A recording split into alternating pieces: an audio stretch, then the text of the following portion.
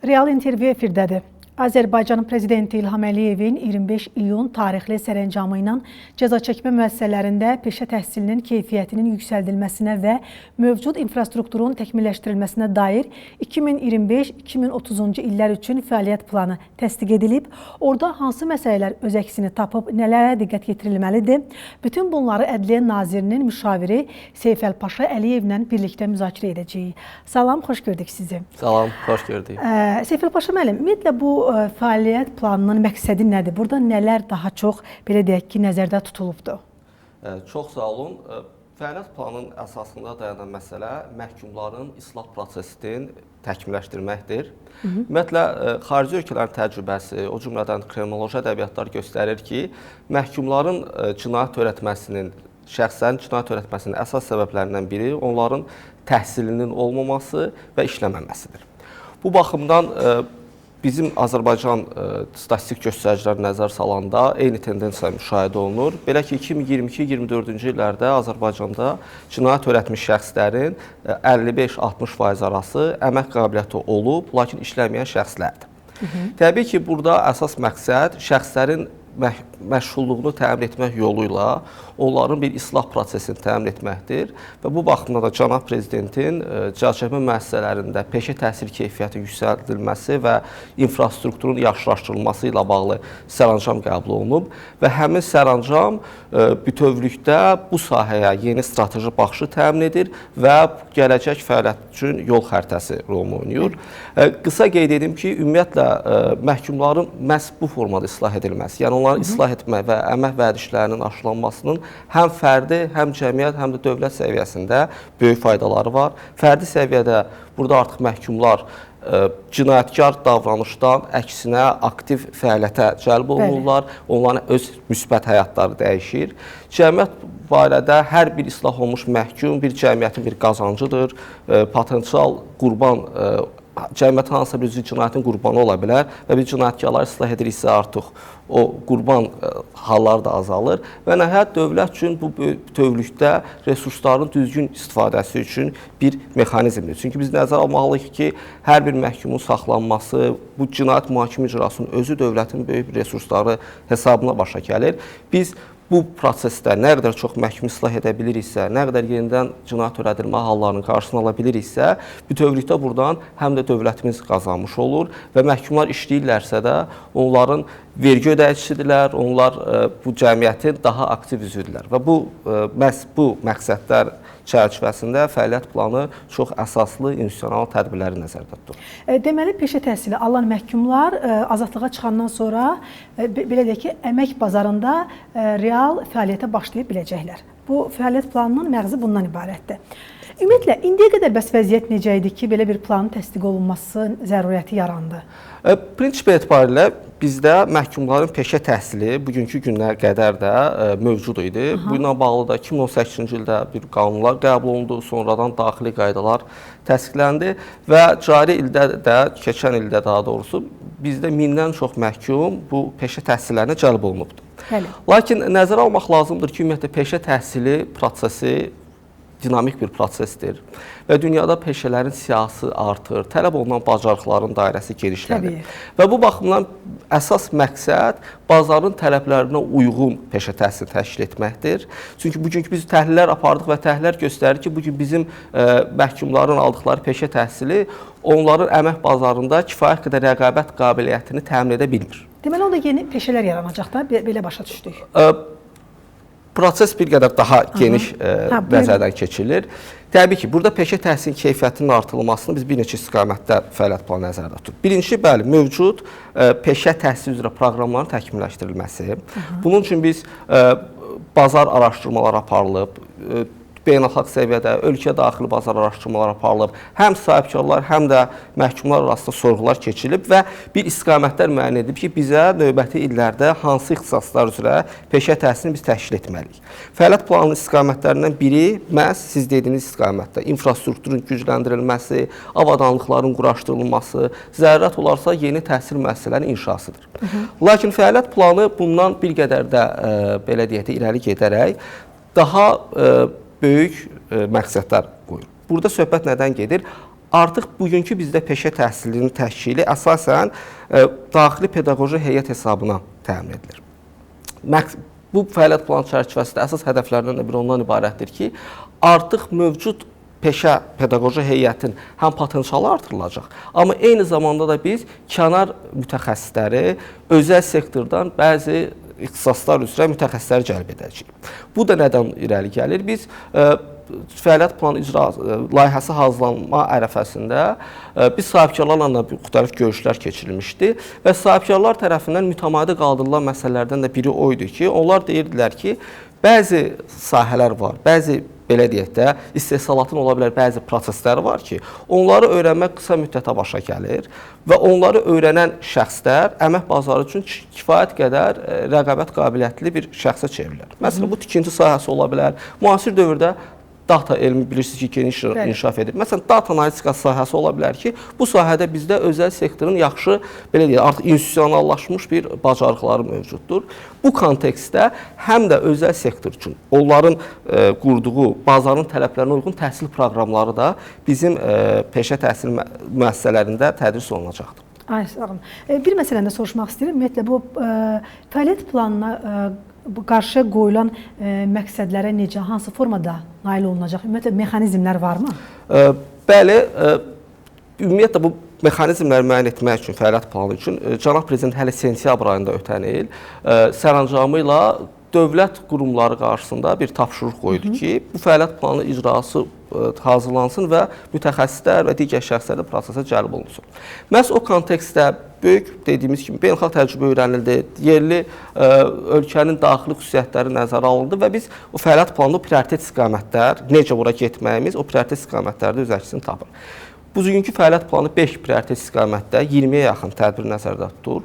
Onların içində normativ hüquqi bazanın təkmilləşdirilməsidir. Çünki bəzi tədbirləri həyata keçirilməsi üçün biz qanunverici sisteminə dəyişikliklər etməliyik.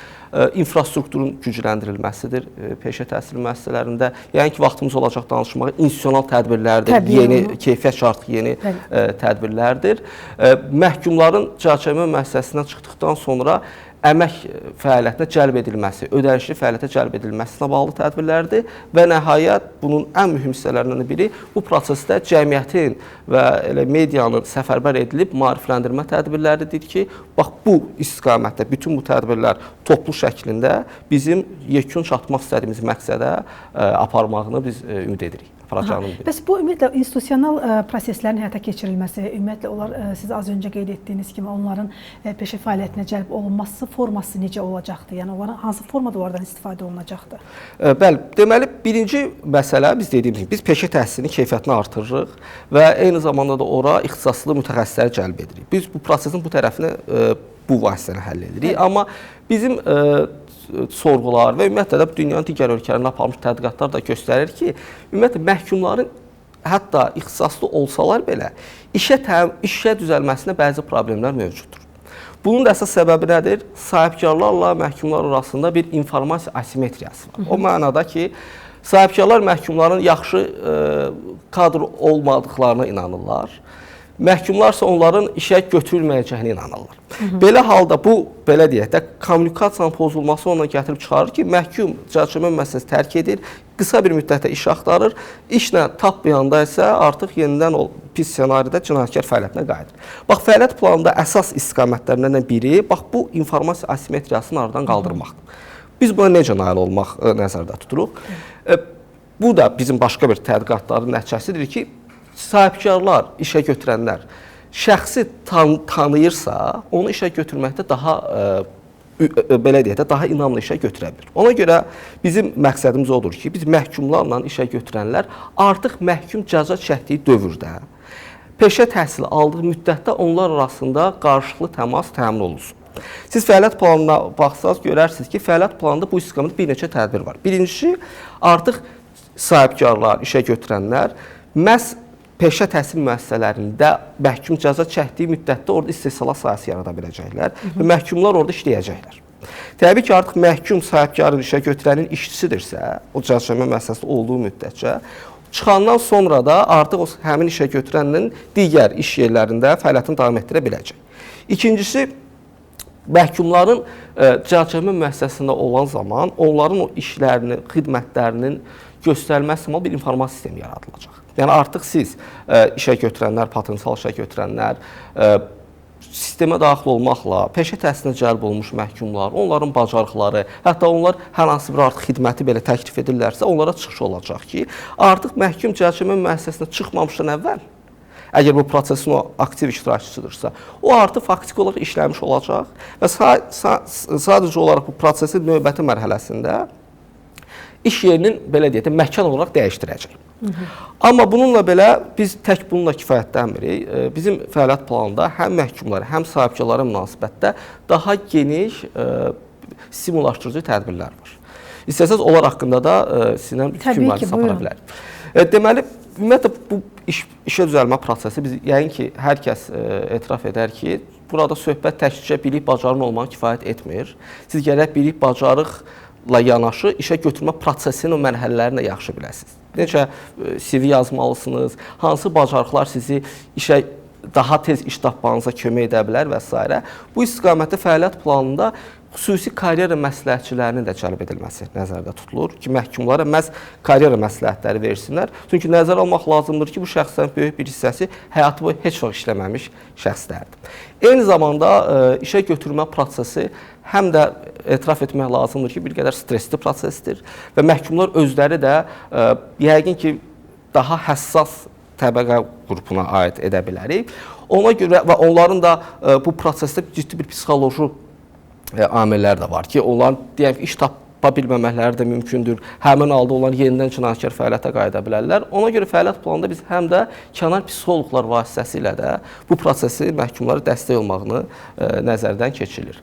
Sahibkarlara münasibətdə isə təbii ki, bizim sahibkarların hər biri burada bəlli bir sosial həmrəylik göstərib, bu prosesə öz töhfələrini verməkdə həvəslidirlər. Amma eyni zamanda bəzi fikirlər var idi ki, onlara biz bəlkə bir stimullaşdırıcı tədbirlər də görək ki, bir qədər sahibkar əgər cəzaçəkmə müəssisəsi, istehsalat müəssisəsi yaradırsa, məhkumları işə götürürsə, onlarla bağlı stimullaşdırıcı tədbirlərin də planlaşdırılır. Fəaliyyət planı çərçivəsində təbii ki, onun çərçivəsi, şərtləri və s. Fəaliyyət planı icrası çərçivəsində müəyyən ediləcəkdir. Seyful Paşa müəllim, bunların özlərinin maraqları necədir? Məsələn, bu sahələrə qarşı işləməklə bağlı maraq necədir onlarda?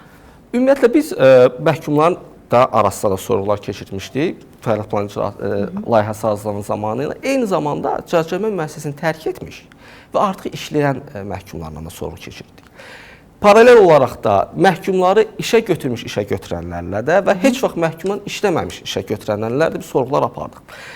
Təcrübə onu göstərir ki, məhkumlar əgər işləyirlərsə, onların cinayətkar davranışdan əhəmiyyətli dərəcədə çəkinirlər. Hətta bir faktı qeyd edim, xarici ölkələrin birində aparılmış tədqiqat göstərib ki, məhkum iş axtarmaq dövründə belə artıq cinayət törətmir. Çünki artıq işləyəcəyini bilir. Ona görə məhkumlar təbii ki, işləməyə çox həvəslidirlər. Amma reallıq ondan ibarətdir ki, bir çox hallarda işləmək həvəsində olub da heç bir əmək bazarına təklifi olmayan məhkumlar iş tapa bilmirlər. Və yaxud da əksinə, əmək bazarında iş tapmaq istəyirlər, işə götürənlərdə ola biləcək bəzi stereotiplər onların işə düzəlməyində problemlər yarada bilir və proses qırılır. Proses çünki məhkumların aktiv iş axtarma dövrü bu qeyri-müəyyən bir dövr deyil.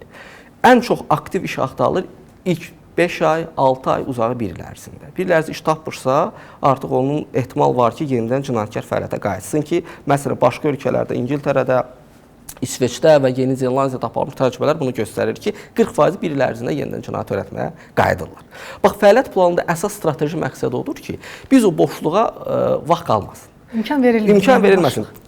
Boşluq əgər təhsilində problem varsa təhsil verilir, işə götürənlə onların əlaqəsi təmin edilir və nəhayət o artıq çıxır, işləyir və bizim dediyimiz o ümumi məqsədlər üçün münbit şərait yaranır. Gəlin indi məsələyə işə götürən tərəfdən yanaşaq. İşə götürən də nə qədər acı olsa da etiraf etmək lazımdır ki, burada bir risk söhbəti də var. Yəni hər kəs risk edib onları işə götürməyə də bilir. Yəni belə hallar da var. Onlarla necə, ümumiyyətlə proseslər necə tənzimlənir? O risk əslində anlaşılan riskdir və dünyanın dediyim kimi də tək bizim cəmiyyət yox, bütün cəmiyyətlərdə olan bir narahatlıqlar. Yəni ki, biz bura birinci düşünməliyik ki, bu problemin öhdəsindən gələn müsbət mütərəqqi təcrübələr var. O dediyimiz o risklər də o təcrübələrdə gözlənilən səviyyədə deyil. Bizdə də əslində bir statistikaya baxanda, hətta sorğularımız da göstərdi. Məsələn, maraqlı məqamlardan biri o idi ki, məhkumla işləmiş işə götürənlər gələcəkdə də məhkumları götürməklə bağlı daha, belə deyək də, həvəslidirlər. Çünki artıq bəlli bir təcrübə var və o təcrübədə siz dediyiniz o risklər, stereotiplərin heç də göründüyü qədər olmadığının fərqindədirlər. Amma heç vaxt işləməmiş sahibkarlarda o risklər var. Ona görə də o risklərin narahatlığın aradan qaldırılması vasitələri də məhz bu fəaliyyət planında nəzərdə tutulur ki, o təmas, bayaq qeyd elədiyim kimi, çox olacaqsa, işə götürən özünün, öz proqramı ilə məhkumu yetişdirəcəksə, onun işinə, nəticələrini görəcəksə, təbii ki, çıxandan sonra daha onun üçün o proses daha az riskli proses kimi görəcək. Amma ümumi götürəndə risklər həmişə var. Yəni, bugünkü gün onlarla işə götürənlər var ki, heç vaxt məhkumluğu olmayan adamları işə götürürlər və həmin şəxslər elə iş yerində cinayət törədirlər. Tam razıyam. Ona görə biz sadəcə başa düşməliyik ki, biz bəlli bir məqsədə doğru getmək istəyiriksə, bu məqsəddə hər kəs səfərbər olub, ümumi məqsədə xidmət etməlidir. Amma təbii ki, risklərin idarə edilməsi mexanizmləri də gözlənilmə şərti ilə. Elə yeri gəlmişkən deyim ki, fəaliyyət planında bizim o peşə təhsilinin davamlı keyfiyyətə monitorinqi də nəzərdə tutulub. Keyfiyyətə nəzarət mexanizmləri nəzərdə tutulub ki, biz ümumiyyətlə bax bu təhsil prosesinə almış məhkumlar sonrakı mərhələlərdə necə davranırlar? İşə götürənlərlə hansı formada əməkdaşlıqla davam etdirirlər və onun nəticələrindən asılı olaraq da prosesin mütəmadi yenilənməsi, mütəmadi təkmilləşdirilməsi əsas, belə deyək də, fəaliyyətin istiqamətlərindən də biri olacaqdır. Aydındır. Bəs burada cəmiyyət necə? Yəni ki, onların heç bu məsələyə mövqeyi necə ola bilər sizcə? Nəzərə alınmalıdırmı, belə deyək? Təbii ki, çünki birinci cəmiyyət bu prosesin ümumiyyətlə həyata keçirilən istənilən islahatın, istənilən tədbirin yekun məhsulun istifadəçisi bizim cəmiyyətdir, cəmiyyətin üzvləriyik. O baxımdan cəmiyyətin üzərinə burada həm ümumi inam yaratmaq düşür. Çünki biz bilirik ki, bəlli bir stereotiplər var.